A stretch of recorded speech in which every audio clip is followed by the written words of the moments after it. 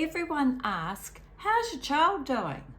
Almost nobody asks how you are doing underneath it. I want to talk today about something I see over again with lots of the families that I work with. And it's not really about the child at all. It's about the parent that's standing just behind them. You are the one who noticed that the shoulders drop before the school run begins. You are the one lying awake, running through everything that could go wrong tomorrow before it has even happened.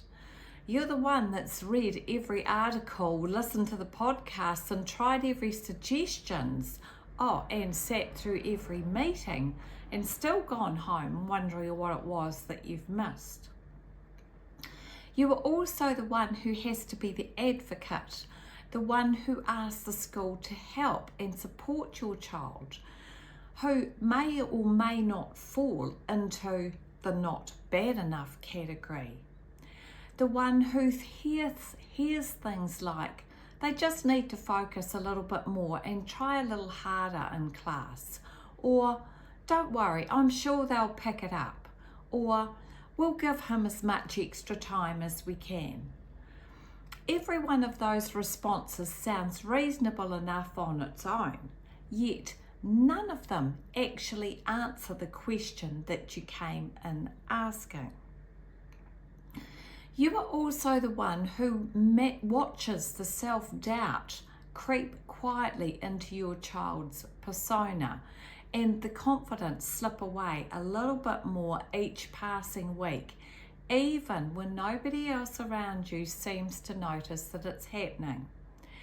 And when that frustration finally spills over into an angry outburst, you are usually the one left wearing it, even though you were never really the cause of it in the first place.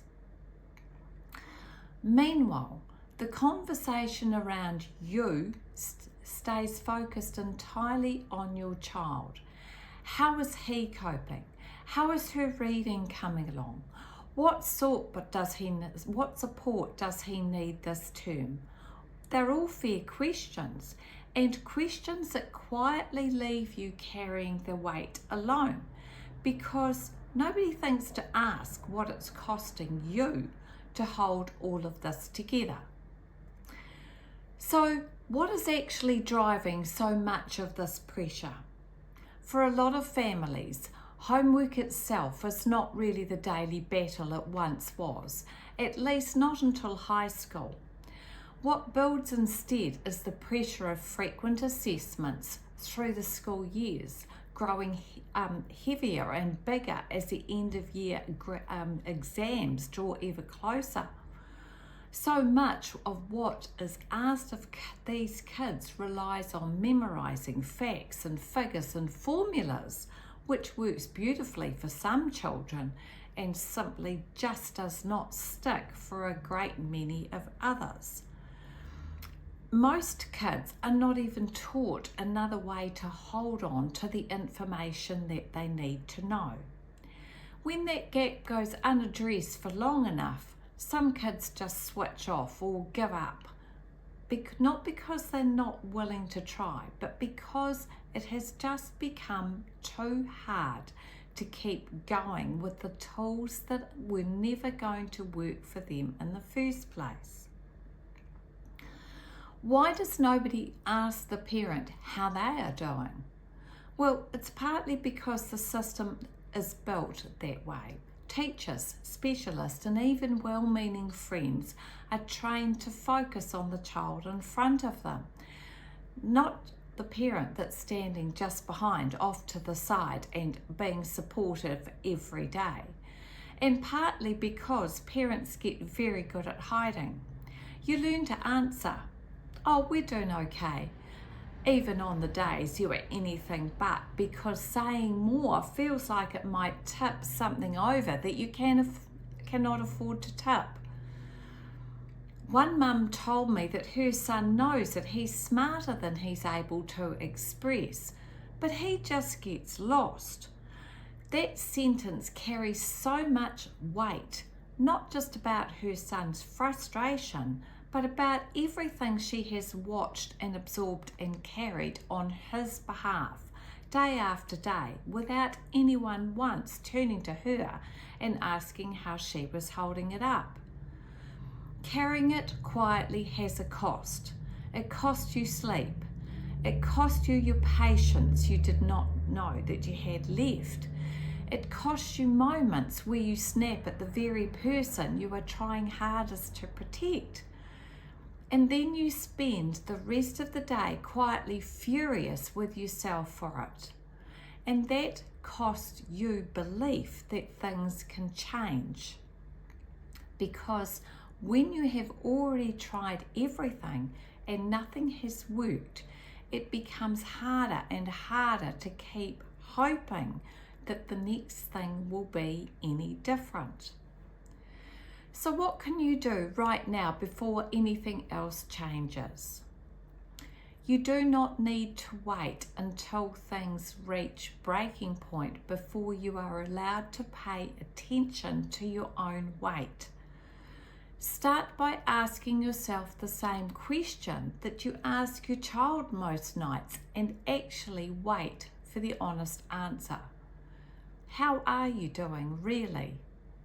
Give yourself permission to say the true answer out loud to someone, even if that someone is not me, a partner, a friend, another parent who understands without needing the whole story explained first. Naming what you are carrying does not make you weak or dramatic. It makes the load lighter simply because someone else now knows that it is there. And if you notice yourself snapping more than usual, or lying awake running through tomorrow before it has even happened, take that as information rather than a failure. It is your own gauge telling you that you are running low long before you hit empty. You don't have to fix everything today. You simply have to stop pretending you are fine when you know that you're not. And here's what I have seen happen for the parents that I do work with. They tell me the same thing once where are a few sessions in. The relief did not come only from watching their child's reading or writing improve, although that mattered enormously. It came from finally being understood themselves, from someone else seeing exactly what they had been carrying and naming out aloud. One mother described it simply. She said she would just keep looking until the right person she and her son were meant to work with showed up. That kind of determination is exhausting to sustain alone, and it should not have to be sustained alone. If you have spent months or years being the one who holds everything together while everyone else asks about your child, I want you to know that what you are carrying is real and it deserves to be seen too. What would it feel like to have someone finally ask you how you are doing, not just your child? If this is where you are right now, reach out to me at dyslexiaunpuzzled.co.nz and let's talk about what our time together could look like for your whole family, not just your child. If this video resonated with you, please share it, because there is a parent out there who needs to hear this today and does not know where to look. Thank you for watching, and I'll see you in the next one.